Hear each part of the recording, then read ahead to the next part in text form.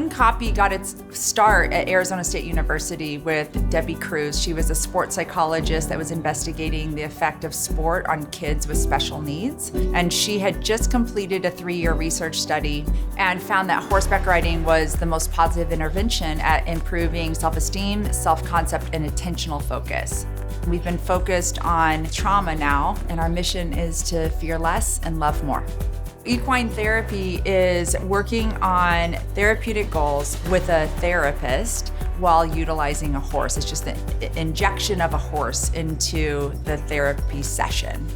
I think horses are really special in their interventions with people because they're prey animals, and they're so attuned to their natural instincts to respond to situations at hand and to be able to say whether it feels safe or unsafe. I think everyone has an innate need to feel meaning and connection in their life, and the horses provide that. Communication is important to us because we have a big farm and we're running a lot of sessions, a lot of people through this farm, and being able to communicate from one end of the farm to the next end of the farm through our cell phone or through our desktop is imperative so that we don't keep our customers waiting.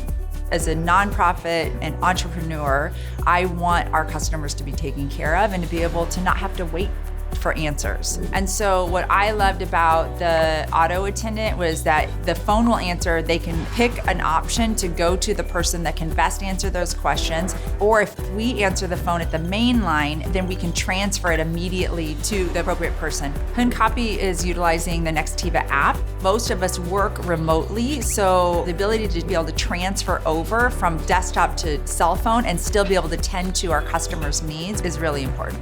To be able to solve that problem without having to trench more phone lines was the barrier we had to overcome, and it wasn't a barrier with Nextiva.